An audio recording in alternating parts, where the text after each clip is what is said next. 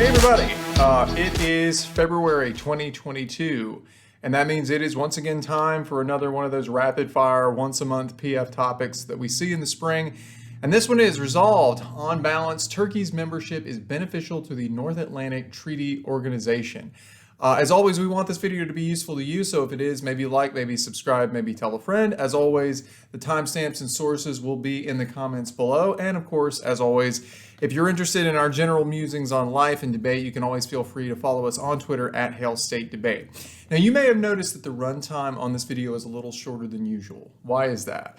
Well, this is our busiest time of year here at MSU. We're hosting our high school tournament. We're getting geared up for some of our biggest competitions on the college level. For me personally, like my actual job, I'm actually the civil rights director here. Debate coach is just kind of my hobby. They're all really in high gear.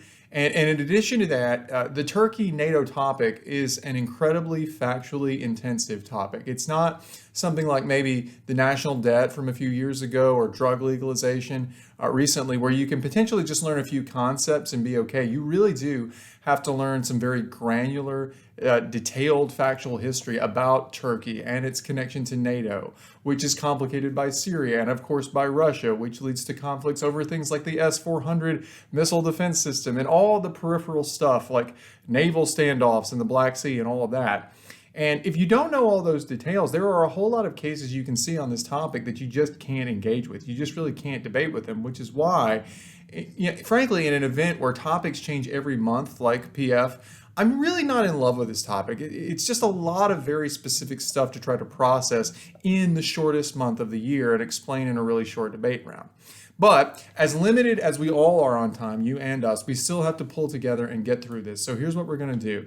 Instead of doing a 90 or 100 minute video, just because our time is limited, in which we walk through every single issue and dozens of arguments, what we're going to do today is something a little bit different. We've done it before when we've been short on time, and we think it's pretty useful. And that is hit about 10 of what I consider the most strategic issues on the Turkey-NATO topic. In other words, our top 10 framing issues, concepts, key arguments, and tactical points that I think will help teams cut through the clutter and win rounds on a topic that frankly can devolve into a little bit of a mess if you're not clear and decisive on how you come at it. And the good news is you're not going to miss out on detailed summaries of the underlying factual issues on the Turkey, NATO, Russia, Syria dynamic, because there are a number of really excellent videos and articles out there on the subject. Some are general purpose summaries on Turkey and NATO. Some are actually specific to this debate topic. So yes, we will actually be linking to other PF debate YouTube channels who just did a really good, thorough job summing up the factual background. And there's really not a need to reinvent the wheel, just to kind of add our analysis in some places to what we think are the key issues. And that's going to free up our time to spend it talking about, as I say, key strategic and tactical considerations on the resolution. So rather than doing a separate set of initial thoughts like we usually do, I'm going to move into those one by one. We're basically going to follow the same order. We're going to have some observations about factual background, then about framing, then about pro, and then about con. So in the interest of time and with no further ado, let's get started on some of those framing issues right now. Okay, so point 1 of 10 is get your story straight. This is the longest of the 10 points we're going to do in the video, but it's necessary. This is a resolution where you're going to have to absolutely master the details of a fairly specific factual story, and that is the story of the complex relationship between NATO, Turkey, the US, Syria, and Russia, just to name some of the major characters. With some resolutions, you're focused on learning a general concept. So when we debated about drug legalization, we were learning some general history, some economics, some science about drug addiction. It was very broad, high-level stuff. You really weren't focused on the specific, detailed story of how drug decriminalization occurred in a particular country. But this resolution is totally different. It really is about a detailed, specific story that really begins in 1952, with maybe a few background facts before that, but mainly in 1952 with Turkey's accession to NATO. And it runs right up through the present day, getting down into some really finely grained, granular stuff like arms deals and relations between specific leaders and economic negotiations. And in a way, it's kind of like almost like a TV series, right, with a specific plot and characters than it is like a broad academic conceptual history. If you want to be able to argue with your friends about like Breaking Bad or Game of Thrones or something like that, well, you got to know the characters and the plot of those shows absolutely cold. You can't just have a general idea of what the show was about, or you're just going to get absolutely wrecked on the details. And the same thing is true here. To speak intelligently on whether Turkey is good or bad for NATO, it's the same thing. And in fact, it's actually a little bit more difficult because it's a TV show that's still running, right? There are new episodes every day. Right now, Turkey is in the middle of offering to try to mediate the Ukraine conflict with Russia, and that might be a very interesting pro-argument. In fact, it will be one of the points we make. Who knows, right? So anyway, the question is, how are you going to wrap your brain around all of this, right? Well, let's start with some basic resources you can use. First, another channel that does YouTube videos on PF is Debate Track, and they have a really good like 2-hour video that's at least like half general background on the Turkey-NATO issue. And we're going to drop a link to it. It's something that you can just put on and listen to and absorb a lot of the big ideas. So when you're done here, or actually maybe even before you watch this video, go there. The guy who does it does really good work. It's very lengthy, but it's very good. It covers a lot of issues. So I would definitely recommend for your factual background, that is, if you want one thing, one-stop shop, that's a great place to go. Second, there's a group called Intelligence Squared that in 2019 hosted a debate among experts on essentially this exact debate topic, whether Turkey is an asset to NATO. Now, unfortunately, I don't think the entire debate is online. You may be able to find it. I couldn't. But there are 2 really good clips that total about 30 minutes that we're going to link to, where you can listen to real experts and hear how they talk about this exact issue, you know, what they think is important, what they don't. So again, it's something I would just put on background and listen to, right? A couple of good articles for you to read include, this is one from Antoine Gott in 2020 on the national security website War on the Rocks. It gives a really clear, succinct summary of exactly how relations between Turkey and NATO got so bad so relatively quickly. And then there is this one from Gurer and Sozier in the Small Wars Journal in November 2021, which is just an excellent short-form summary that you can read in maybe 20 minutes to take you from Turkey's accession to NATO in 1952 all the way up to the specific issues surrounding Turkey's purchase of the S-400 missile system and the ongoing tensions in 2021. It's not all you need to read, but if you're looking for something that talks in about the level of generality you'll have in a PF round and is very succinct and covers these issues really well and really fast, it's one of your best options. But even in a full-length video, there would be no way to adequately summarize all the factual details you need to be familiar with here. We just couldn't do it. So I think the best that we can do, at least in this video, is to give you a sort of a checklist, right? Now, not all of these things we're about to talk about are going to go in your case because you just can't fit them all in. But you can think of it as stuff that you need to study for the test in tough rounds to be able to win them against knowledgeable opponents, right? First, there's the geographic and strategic importance of Turkey.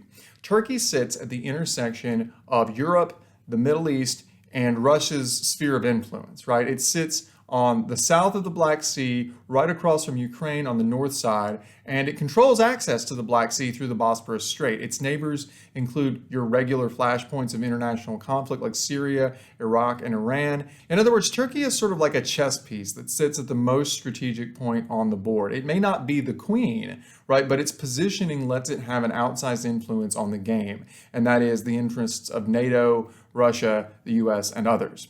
Second big point is why Turkey is a member of NATO to begin with. Turkey joined NATO in 1952. It has long-standing historical differences with Russia, and it did not want to be absorbed into the potentially expanding Soviet Union. Now, NATO, of course, as you probably know, was founded as a mutual defense pact for the express purpose of containing and opposing the Soviet Union, which later in the 1990s became just Russia, right? Which is really a key point to framing arguments on the topic, as you have to remember that NATO's core function is checking Russia, and that arguably is what you have to link most, if not all, of the major impacts in the round to. Anyway, NATO members saw Turkey as a frontline defense to expand their alliance deep into Russia's potential sphere of influence and to sort of serve as a bulwark against Russia expanding. There was this idea at the time of what was called the communist domino theory, in which one country after another would fall like dominoes to communism. And that was really on NATO's mind and the US's mind at the time. And in the end, that was the reason why Turkey was allowed in, to sort of be a bulwark against that happening in Eastern Europe. And Turkey really really did accomplish its basic function. It didn't fall to communism. Countries to the west of it didn't fall to communism. It contributed troops to oppose the spread of communism in the Korean War, and it was generally seen as an asset to NATO for really the first 50 years of its 70-year so far tenure. The third big thing is understanding the impact of President Erdogan in Turkey. Now, the first big thing is, of course, know how to pronounce the name, right? So, Recep Tayyip Erdogan. Don't be the team that calls him Erdogan. But at any rate, long story short, Erdogan's rise to power as prime minister and later president of Turkey arguably has been the major driving factor in the shift in Turkey's allegiance to Western countries and NATO, right? Erdogan is an authoritarian who doesn't mind engaging in corruption, purging his opponents from their jobs and detaining them, building up the military to preserve his hold over the country. He is not a principled pro-Western, pro-democracy guy. He is a guy who is going to make deals with whoever he sees as promoting his interest, which he sees as being Turkey's interest. And that includes other nationalist strongmen types like Vladimir Putin in Russia. The fourth big issue is Syria. Turkey, of course, borders Syria, which is experiencing one of the most protracted, destructive civil wars in recent memory. Why does Turkey care about this? Well, briefly, it's because Turkey, Syria, and the surrounding region are home to millions of Kurdish people. And the Kurds are one of the largest stateless ethnic groups in the world, spread across Iran, Iraq, Syria, and notably millions in Turkey. And Kurdish military groups, which are often considered terrorist groups like the PKK, or the Kurdistan Workers' Party, and the YPG, or People's Protection Units, are heavily involved in the Syria conflict. So Turkey feels the need to be involved as well, right? There's no possible way to sum up the complexity of the situation in the Syrian civil war in a single segment or even a single video. So instead, what we'll do is refer you to some sources like this one from Politico in 2019 that does a really solid job of explaining exactly why Turkey is fighting in Syria and how it links to NATO. The fifth big issue is cozying up to Russia. Now, let's be clear, Turkey is not an ally of Russia. Complaints of that nature are objectively just overstated, right? But an argument certainly can be made that since the 1990s, Turkey has transitioned from being like an avowed enemy of the former Soviet Union to sort of a frenemy of Russia. They have removed economic sanctions. They have reopened economic ties. Turkey now hosts the Turk Stream pipeline that carries natural gas to Europe from Russia, and it profits significantly from that. If you want a good summary of the evolution of Turkey's interaction with Russia, starting with its outright opposition during the Cold War when it joined NATO, and then explaining how ties gradually warmed up, there's a really good article from Benjamin Brimelow in Business Insider. In addition, there's a very good piece from Aaron Stein back in 2017 that summed up these warming ties and the concerns they raised within NATO, and we'll link to that also. Now, of course, also in 2017, Turkey announced that it would be buying the very high-end missile defense system, the S-400, from Russia. And this was, of course, seen as a major red flag by the United States and NATO because they want to have an integrated defense system where all NATO countries have systems that can talk to each other. And obviously, you can't connect a Patriot missile system in Lithuania to like a Russian-made system in Turkey. And that's both from a technological perspective because they just aren't compatible, but much more importantly from a security perspective in that you basically have to assume that Russia has the ability to hack and monitor any defense system that they built. So this purchase of the S-400 missile system was seen as a major compromising of NATO solidarity and its defensive ability against Russia. And the sixth and final big point is Ukraine. This is going to be a point later on, but the short version for right now is that Turkey in the last couple of months has really stepped up its efforts to vocally stand with its across the Black Sea neighbor Ukraine against Russian aggression. In fact, an argument can be made that really nobody in NATO has put more skin in the game with Ukraine than Turkey has. So this recent fact has a potential to be sort of a current game-changing argument for the pro.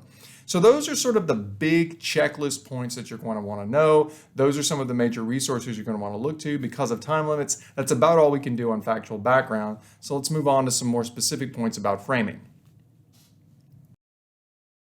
Okay, so point two, and I promise the rest of these are going to go a lot faster, or at least a little faster than the first one, is that Khan should prepare to work around a generally pro-heavy topic. Now, the reason I think it's pro-heavy, there's a couple of reasons for it. First, the literature is pretty one-sided when you look at what the resolution is actually asking, right?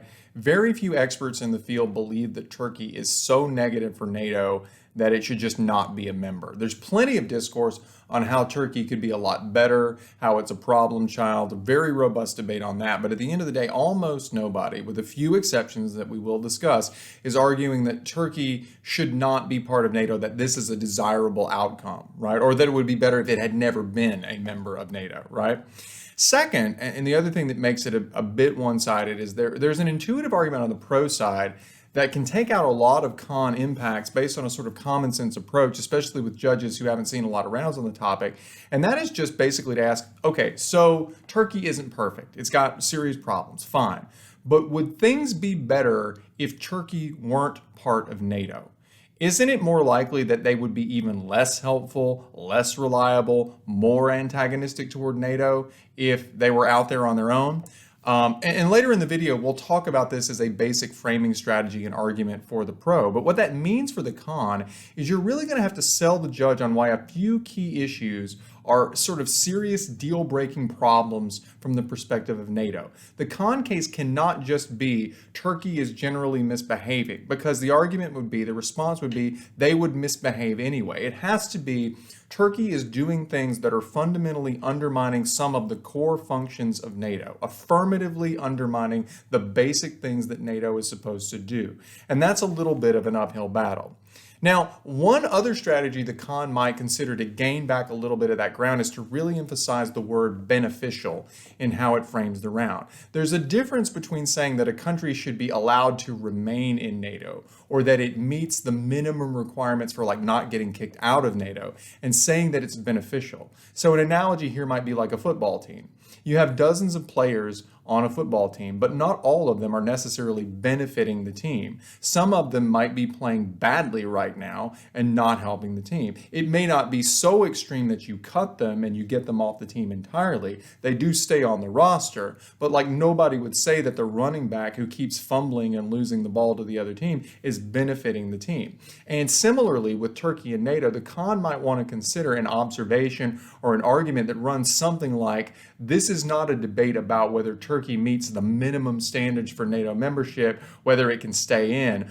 It is a debate about whether Turkey is actively benefiting the alliance. The pro should win only if it can show that Turkey's current actions are doing more to help NATO than to harm it. And what that does is it lets you raise the bar a little bit and argue, look, Judge, if it's a close question, if you're on the fence, if it's not clear, if it's basically a 50-50 case with some good and some bad, you really should be defaulting to the con. Point 3 is that time frame is really important. This is another framing point before we sort of make our way to the pro and con points. While we generally don't read definitions in PF debate, and while we don't have time to do a full deep dive into definitions here, there is one term in the resolution that I think has some strategic importance, and that is the phrase membership is, right? By using the present tense verb is, the resolution raises an important question about which impacts are relevant and which are not. And that question is, do past actions count? Right? And this is important because Turkey's actions in the past, really prior to the 2000s, were, I would argue, pretty unambiguously beneficial to NATO. And it may be worth just running down the list of what Turkey contributed in roughly the first 50 years of its NATO membership after it joined in 1952. Well, like we said earlier, first and foremost, Turkey joined NATO at the beginning of the Cold War against the Soviet Union, and it was supposed to serve as this bulwark deep inside Russia's sphere of influence against Russian expansion.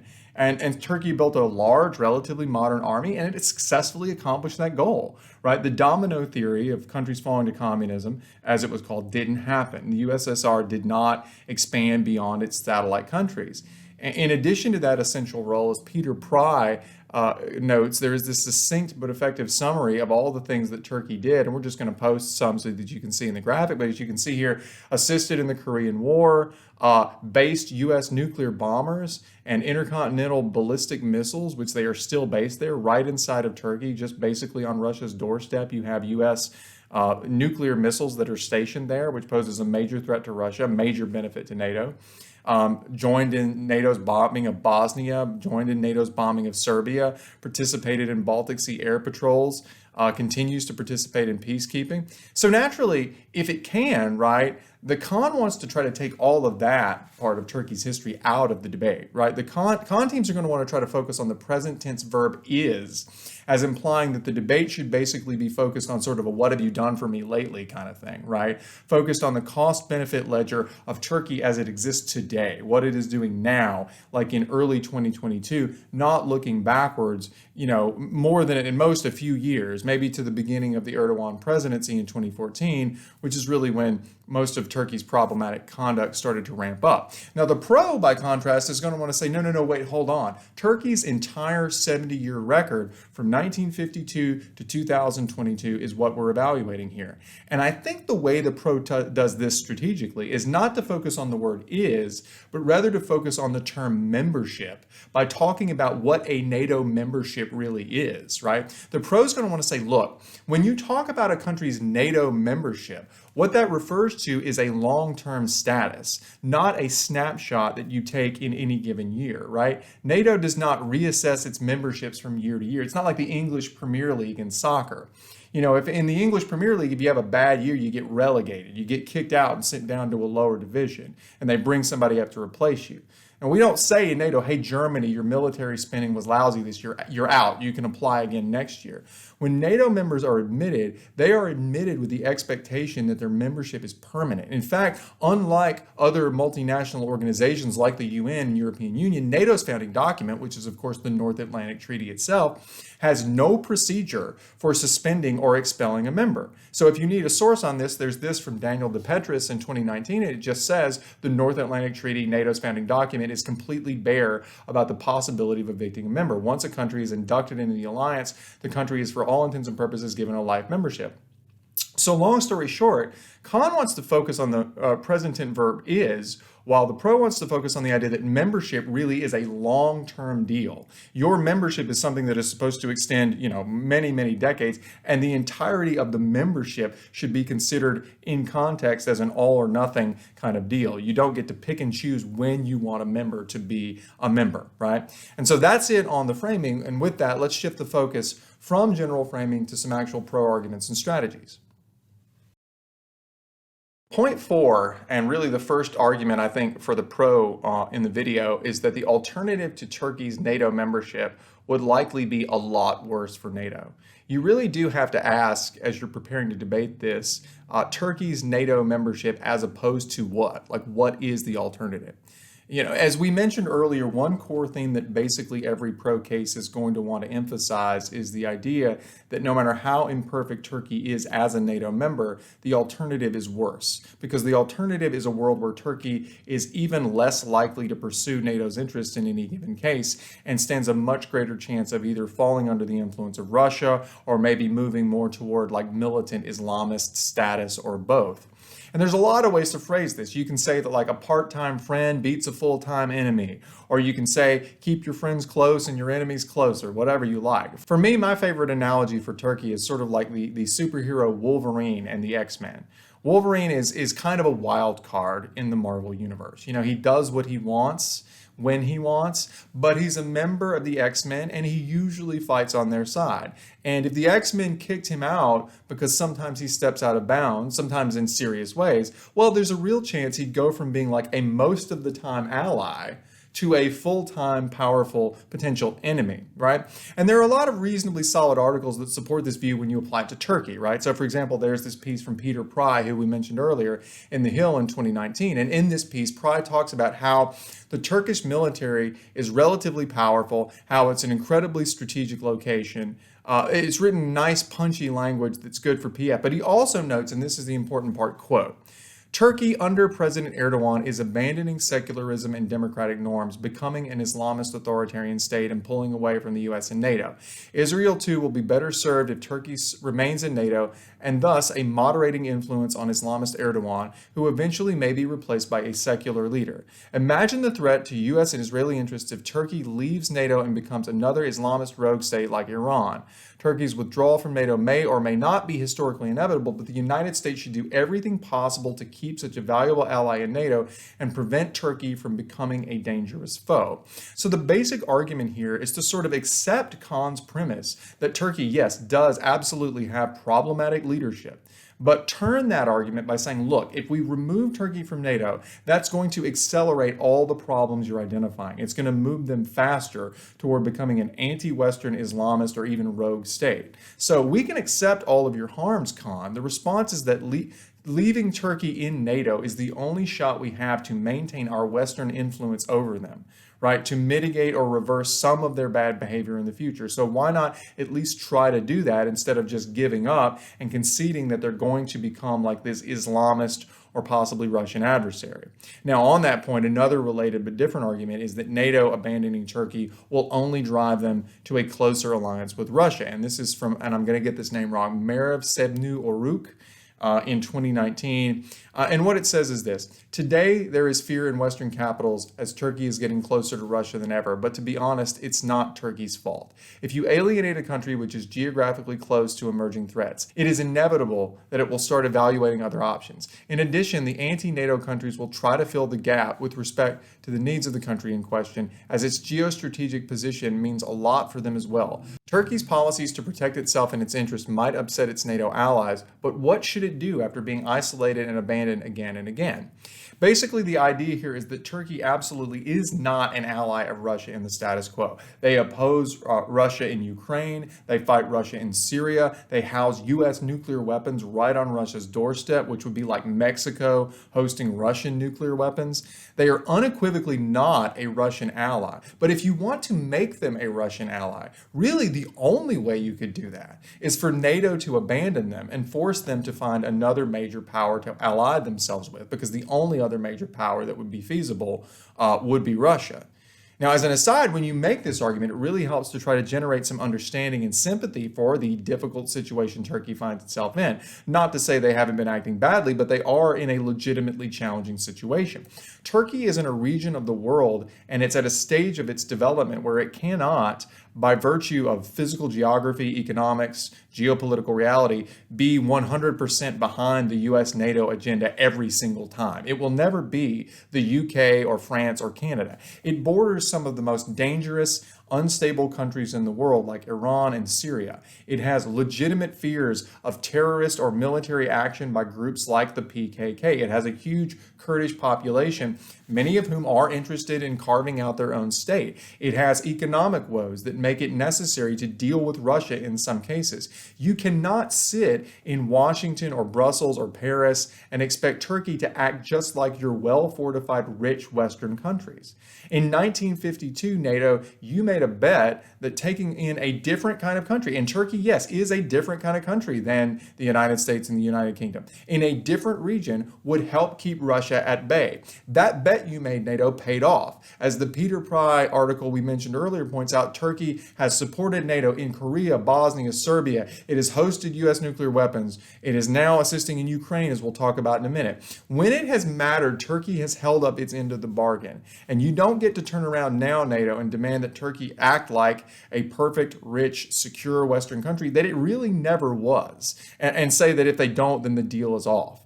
And in the end, what we have to decide in this debate, you're going to say as the pro, is whether we as NATO would like to get some benefit from an ally that maybe sometimes does go rogue, or get no benefits and a ton of cost from having a full-time enemy.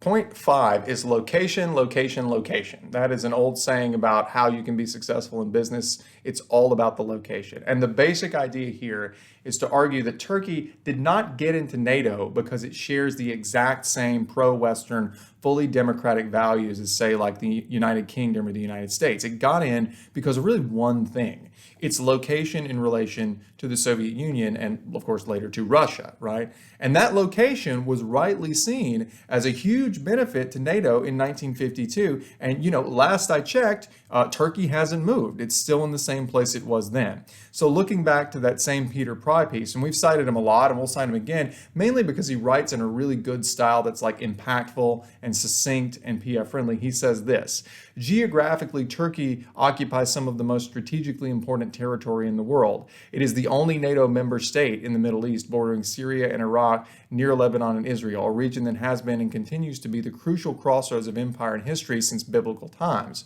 Turkey controls the Bosporus Straits, Marmara Sea, and Dardanelles Straits between the Black Sea and the Mediterranean, giving it the capacity to control Russia's powerful Black Sea fleet. Turkey's geographic location and strong military makes it the anchor of NATO's southern flank against Russian aggression. Turkey also is an unsinkable aircraft carrier with 98 airports capable of supporting NATO air operations all over the Middle East, Black Sea, and Balkans. It is one of only 5 NATO states, the others being Germany, Italy, Belgium, and the Netherlands, storing U.S. tactical nuclear weapons on its territory. Some 50 B-61 nuclear bombs are bunkered at the Incirlik Air Force Base controlled by U.S. personnel stationed there, right? And so the basic argument here is that the reason why Turkey got in the first place was because it is an absolutely critical strategic location. If you remember back to, for example, the Cuban Missile Crisis back in the 1960s with the United States, what Russia was trying to do there was to put nuclear weapons right off the United States coast in Cuba, just a few miles from our shore. That almost triggered nuclear war because the United States was so irate that this would give Russia such a massive strategic advantage to be able to put nuclear weapons right on our doorstep. That's what Turkey allows the United States to do, to put nuclear weapons right next to Russia, right? And to serve as this incredibly valuable strategic resource. And maybe what's necessary here, as you argue on the pro, is for the NATO to pull back and to say, look, in a situation where you're trying to get ready for war, I mean, NATO is at the end of the day a mutual defense organization that is, at least in theory, preparing for war. You don't always get to pick the nicest, kindest, most fair-minded people to be on your side. Sometimes you have to pick the biggest, toughest, or in this case, the ones that are in the most strategic location. If at the end of the day, NATO is an organization that is designed to be able to fight back against Russia if push ever comes to shove, there is no question that Turkey actually provides that in a way that literally no other country in the world can provide. Point 6, another pro point, is that you really cannot blame Turkey for all of the problems that are going on this resolution. One thing that Khan will want desperately to do is to paint Turkey as this rogue regime run by a wannabe dictator in Erdogan that's just running around southeastern Europe and the Middle East sowing chaos at every turn. And as the pro, you really want to push back on this narrative by arguing, or at least being ready to argue, that Turkey is not some irrational villain. Right? To the contrary, they're doing basically what you would expect a country to do that had been, and I hope you'll forgive the term, screwed over as consistently as they have been by the U.S. and its NATO allies. There's an excellent piece from Aaron Bajes, I hope I'm saying that right, in January 2022 that has a nice block quote that sums this up, so I'll just read it. Turkey, despite being the second largest army in NATO, has had its vital national security interests repeatedly undermined by the U.S. Under Barack Obama's presidency, the U.S. chose to back YPG terrorists in Syria, a group that American officials have openly acknowledged is affiliated with the PKK terrorist organization, which is on the U.S. State Department's list of foreign terrorist organizations.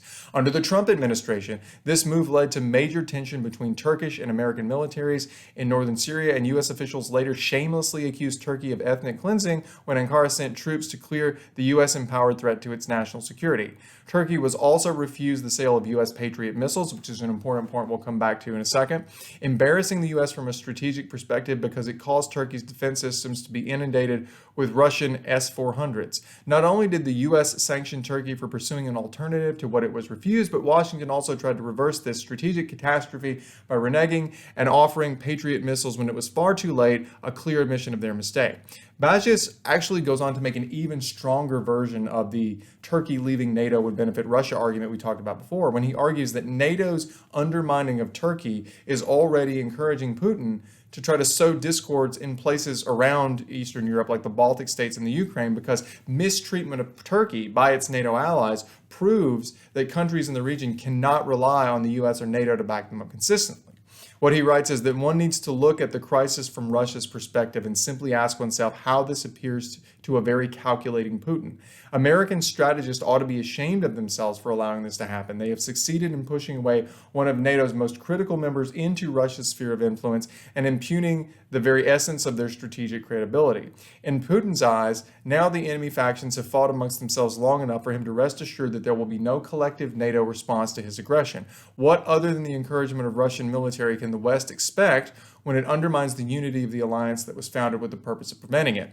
Now, another specific point, if we're going to talk about how Turkey is not to blame, as we're going to talk about on the con, is the idea that purchasing the S-400 missile defense system from Russia is really not unilaterally the fault of Turkey. You want to be able to show that the reason why Turkey ended up buying this S-400 air defense system is actually a lot more complicated and two-sided than the con might make it seem. And there's this really good piece from Townsend and Elahus in 2019, which explains how Turkey, as we mentioned just a second ago, actually initially approached the U.S. about buying U.S.-made Patriot missile systems for its defense. It had some demands that the U.S. wouldn't meet, like sharing technology so that Turkey could eventually build their own missile system.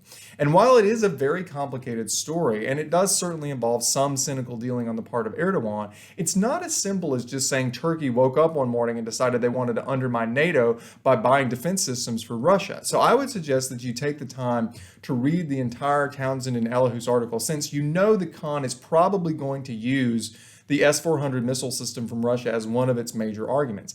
Even if you can't win that point outright and say that Turkey was totally justified, if you can just muddy the waters up a little bit in the judge's mind and have them ask themselves, well, maybe the U.S. actually did play a role in driving Turkey to this point, so you really can't judge Turkey's value to NATO based on something where it was maybe 50% at fault and the United States was 50% at fault. So all of these things together contribute to the idea that Turkey is not an insane rogue actor. It does some things we don't like, but it's in a difficult spot, and in many cases, the United States and its NATO allies have basically thrown it under the bus, have not been loyal to it. So it's basically doing about as much as you can expect a country in its position to be doing. So point 7, and this is the last one on the pro, is that Ukraine changes everything. This one is maybe, to me, the most strategically important pro-argument, or maybe a set of potential pro-arguments, because there's different ways you can do it. But in the last couple of months, as Russia has ratcheted up its aggression and started positioning troops and equipment to potentially invade Ukraine, Turkey has stood unambiguously against Russian aggression. This has included diplomatic statements, offers to mediate, but also concrete action, with Turkey on February 3rd announcing a new deal to have Turkish drones, like military drones, produced in Ukraine. There's a very solid rundown on this from Sean Matthews in late January. But to be fair, this is something you should really be updating based on news stories pretty much every day, right up to the day before the tournament or the day of, as it's an ongoing development. But just to look at the Sean Matthews piece, which is from late January of this year, what it says is that NATO has for years been plagued by tensions between Turkey and fellow member states. But with the looming threat of a Russian invasion of Ukraine, Ankara has recently found greater cohesion with its alliance partners. Last week, Erdogan tried to dissuade Russia from launching an invasion, stating Ukraine is not an ordinary country, Ukraine is a strong country. He offered to moderate between Kiev and Moscow and plans to visit Ukraine on February 3rd. Turkey is showing itself to be a credible and important ally during this crisis, a European NATO official told the publisher of this on condition of anonymity. Beneath the simmering feuds, Ankara, in large part driven by its own security concerns, has emerged as a key backer of the pro-West government in Kiev, in the Ukraine, right? Erdogan has met his Ukrainian counterpart at least 5 times since 2019. The president of Ukraine has met no other leader as frequently. Erdogan has also publicly committed to Ukraine's territorial integrity and resisted Russian appeals to recognize the annexation of Crimea. So all of this is not some idle statement from a country with very little skin in the game. This isn't just like Spain or Canada saying, oh yeah, sure, we support Ukraine. This is a mid-sized country right there in the region, in Russia's geographic sphere of influence, taking concrete steps over and over and over again to make it clear to Russia that it is going to oppose Russia's advances in Ukraine. This is Turkey doing exactly what we hoped it would do when it joined NATO in 1952, serving as the literal physical tip of the spear against Russia, putting its money and its actions where its mouth is in ways that, frankly, few, if any, other members of NATO have. Cutting Turkey out of NATO now would be the equivalent of not just benching, but cutting the hottest shooting player on your team in the middle of a huge game. It would be insane and self self-destructive, and it would be a massive sign of disunity in NATO. If you wanted to give Russia a clearer signal that now is the time to invade Ukraine, potentially beginning World War III, or at least the Second Cold War, you could not pick a better strategy than removing Turkey, or even having serious discussions about removing Turkey right now. And this is such a key argument, not just because it links to a powerful impact of hopefully preventing war with Ukraine, World War III, those kind of things, major impact in the round, but also because it's so recent. The Matthews card we cited is from January 28th. And the Ukraine crisis really took off in the last month or two, right? And you can find articles literally from the day you watch this video, there'll be new things going on, right? So a Ukraine changes everything argument really lets you dismiss huge portions of a con case based on recency, not just specific impacts, but even like detailed scholarly analysis and pieces that sort of weigh all the stuff and analyze them, right? You just say, look, let's assume for the sake of argument that whatever the argument they're making is the S-400 or like naval confrontations with Greece or something in Syria or whatever. Let's assume that was a viable argument when it was written 6 months ago or whenever, right? Ukraine is far and away the most important concern for NATO right now. We are trying to prevent World War III. It's the most important thing by orders of magnitude. Turkey is playing like NATO's MVP. So you have to disregard all of that outdated stuff in favor of the massive elephant that's sitting in the middle of the room right now. Also, beyond even that, Ukraine really lets pro put con into a no-win situation when we talk about time frame. You remember earlier when we were talking about framing, we talked about how the con would like to talk exclusively about the very recent history, right? Pro wants to look back to Turkey's long-term history as a NATO member. But by pointing to the last few weeks and the last few days in Ukraine, Pro can turn the tables and say, okay, Con, if you are so into this whole, let's look at the recent past, what have you done for me lately approach, well, then let's do exactly that, but let's get super recent. If is means right now, Con, if that's all we can look at, let's look at is like today. Let's make the debate about what Turkey is worth to NATO literally right now on February whatever 2022, right? And what it's worth to NATO right now is immense because of the stance that it's taking and the strong allied position it's taking and the actions it's taking with regard to Ukraine. So this is just another strategic notch against the con, which is why I think a Ukraine contention is probably an essential part of just about every pro case on this resolution. Okay, so point 8, and really the first point for the con, is the idea that alignment with Russia on defense issues is an absolute deal breaker. Remember that the con has an uphill fight here, so it's going to be necessary to pick your battles and really focus the judge on the areas where Turkey is causing NATO the most trouble and then sell them on why those areas are deal breakers, why they are the most important issue in the round. And remember that con should be emphasizing the word beneficial, right? This is not a question of whether Turkey scrapes by and meets the minimum standards, it's whether Turkey's actions are making NATO better or worse, and Pro has to show that it's better. And one area where you can really exploit both of these strategies is Turkey's growing alignment with Russia on defense issues. NATO was founded, again, to serve mainly as a check on the Soviet Union. When the Soviet Union collapsed in the 1990s, a check on Russia. That's basically it. That's the core function. And you need to make it clear to the judge that even if we don't think that that strategy is necessary or wise, even if we don't think we need to do it, that isn't up for debate in the round. The resolution doesn't ask whether Turkey's NATO membership is generally good for the world. It asks whether membership benefits NATO. And NATO really exists to do exactly one core thing, which is contain and oppose Russia. So anything that a member does to undermine or compromise the ability to carry out that mission of opposing Russia and containing Russia is the most direct harm you can do to NATO. It doesn't matter if the other questions are close or even come out in your favor. If you are undermining the ability to deter Russia, you are undermining the core function of NATO, period, full stop. So why is this the case? Why is Turkey doing this? Well, James Stavridis has an article in 2019 explaining why when Turkey chose to purchase its S-400 missile defense from Russia, right, it undermines NATO interests. And he writes, the U.S. and other NATO partners have 3 legitimate objections to the Turkish purchase of the S-400. First and most obvious is the potential compromise of NATO security if the S-400 is integrated into the alliance's broader air defense systems. It is impossible to know what intelligence collection mechanisms or cyber backdoors are built into the Russian system. Second, the alliance is justly concerned that having U.S.-produced F-35 fighter, a 5th-generation stealth aircraft, routinely operating under the surveillance of a Russian system. A detailed knowledge of how the S-400 sees the stealth built into the F-35 would be a huge intelligence coup for Moscow. Finally, it sends bad geopolitical message when a key NATO member makes an arms purchase from an adversary who is constantly testing and challenging the alliance. Now, ultimately, of course, Turkey was kicked out of the F-35 program because Washington just couldn't allow a country whose defense grid has to be presumed to be running like on Russian spyware now. It couldn't allow them to have an extremely advanced fighter jet. So the whole project of this interoperable missile defense and fighter jet fleet, which was so important to NATO, is basically scuttled, right, thanks to Turkey. And to be clear, that project of this interoperable air defense is not some minor footnote for NATO. It has been, at least since 2014, one of their top priorities in preparing for potential conflict with Russia.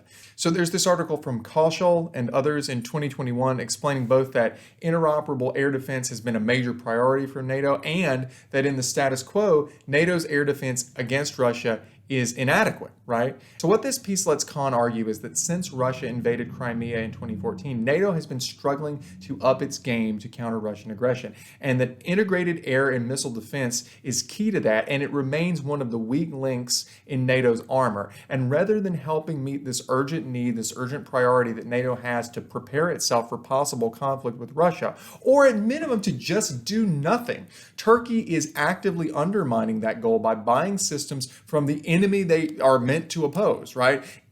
Weapon systems that preclude interoperability because we just cannot trust a country that has potential Russian spyware to have our latest and greatest technology, expose it to the risk of hacking, and just demonstrate a total lack of unity to the world. And by the way, this isn't old news. It does come from 2019, but it didn't end then. In September of 2021, Erdogan made it clear that sanctions from the U.S. and being kicked out of the F-35 program did not deter him at all from considering the purchase of additional S-400s from Russia. So this is from Humaira Pamuk. And it's just a quote from a September 2021 interview with Erdogan. He says, "In the future, nobody will be able to interfere in terms of what kind of defense systems we acquire and from what country at what level. Nobody can interfere with that. We are the only ones to make such decisions." And he basically said that he was considering purchasing additional S-400s from Russia. So this is Turkey doubling down despite all the sanctions and costs and saying to NATO, we really don't care what you think about this. And so the core message of the Khan here is simple.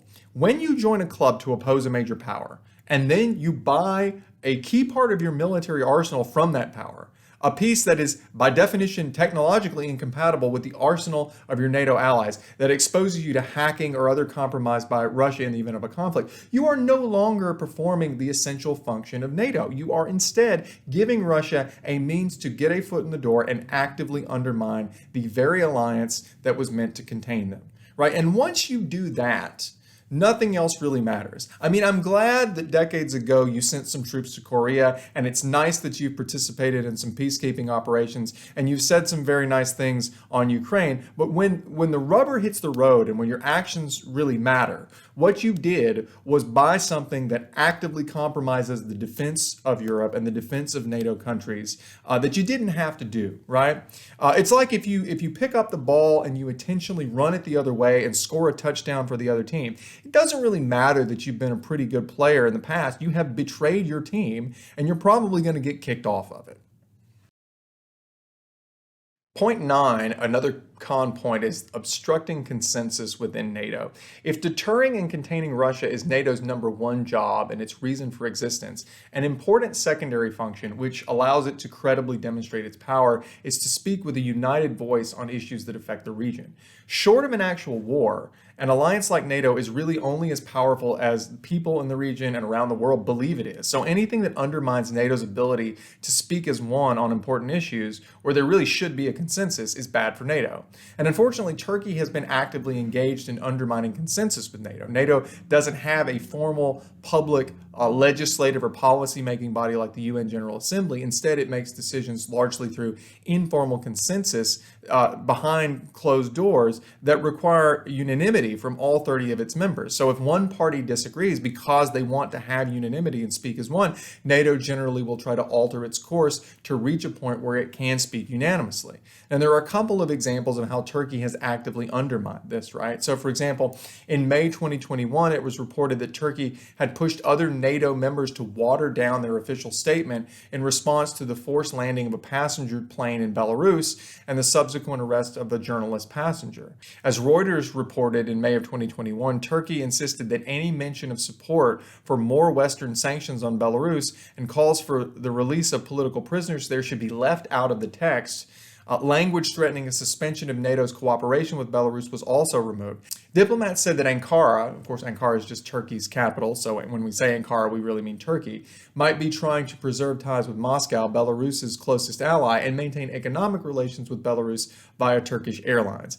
And remember, this is extremely significant because Belarus under Lukashenko is arguably close to being a Russian puppet state. Not quite, but Belarus and Russia are close allies. Belarus is a former Soviet republic. And so what you have here is Turkey directly opposing a statement in opposition to a clear act of intimidation, a clearly illegal act by a member of this sort of club of authoritarian Putin henchmen, including Lukashenko and Belarus. And it really is a blatant violation of basic international norms, and Turkey is impeding NATO's ability to call it out, which is something that NATO should be able to very, very easily do.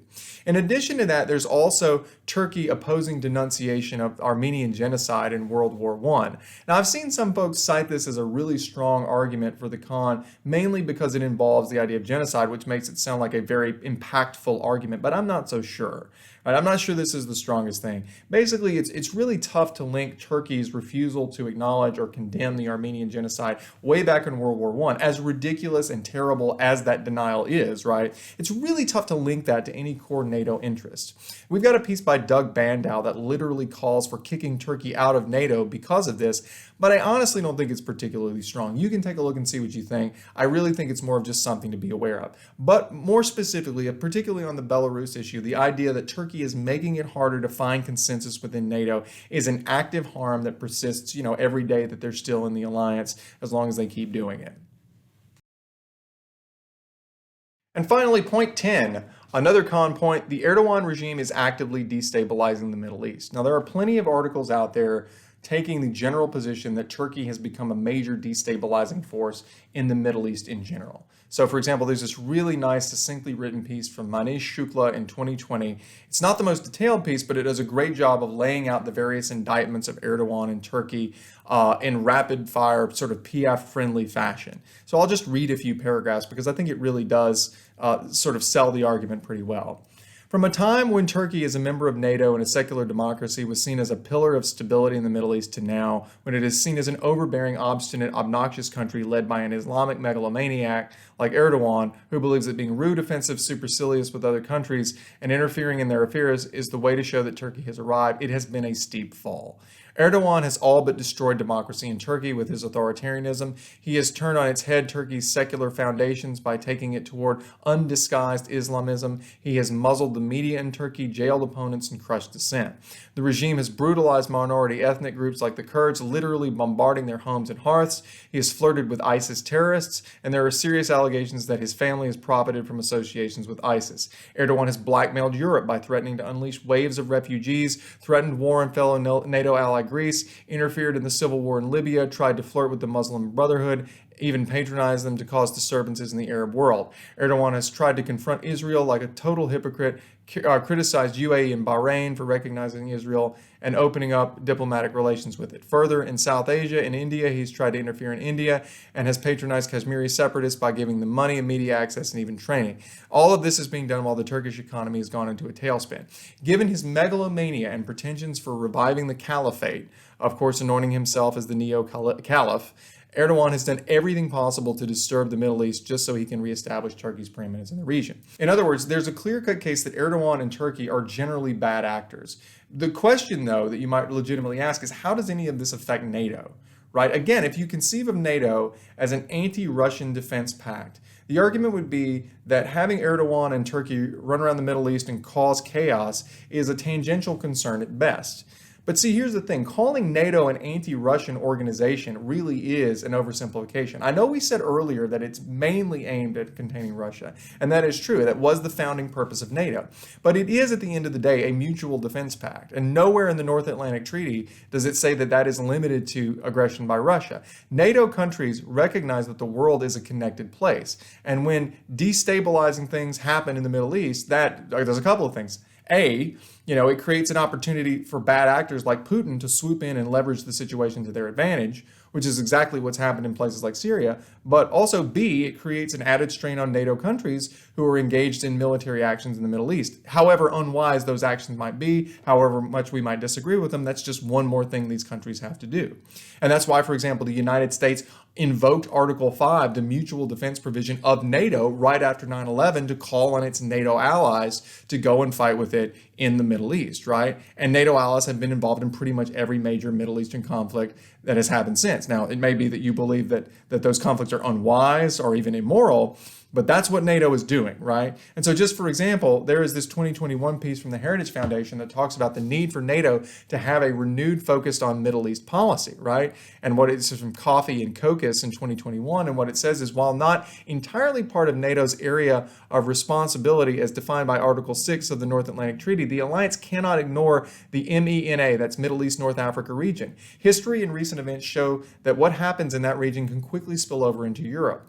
The U.S. should mobilize NATO to focus on the MENA region in a realistic way that is in line with the interests of the alliance. So this is a quick, convenient way to point out that NATO absolutely has a vested interest in not having chaos reigning throughout the Middle East. And when exactly one of its members, Turkey, is going around causing that sort of chaos, right, that of course is not benefiting NATO. So that lets you open up and run a case about just essentially everything that Turkey is doing and why it's bad in Syria and places like that.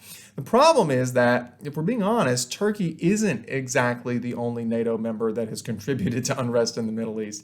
I don't know if you've heard, but the United States has started a handful of wars there in the last few decades. It's propped up some bad leaders, toppled some other leaders, so it's a little tough to argue categorically that any NATO member that gets involved in the Middle East is bad. But of course, the con can feel free to argue that U.S. actions in these cases also undermine NATO insofar as they created more problems and refugees. And the fact that the U.S. got away with it because it's a superpower doesn't mean it wasn't bad. And it doesn't mean that when Turkey goes around throughout the Middle East, right, and causes discord and causes chaos and makes things more difficult for NATO, that it isn't a legitimate harm. So anyway, that's it. Those are our top 10 thoughts on sort of strategy and general arguments for the February NATO-Turkey topic. Hope they were useful to you. February is a pretty big month in some places. Some of you are already trying to qualify for NSDA Nationals. Some of you are already doing like your regional and state tournaments. So I hope these go well for you. And we will see you back here in March for, I believe, a topic on, I think, organic agriculture. So until then, remember, debates for everybody. So work hard, have fun, and hail state.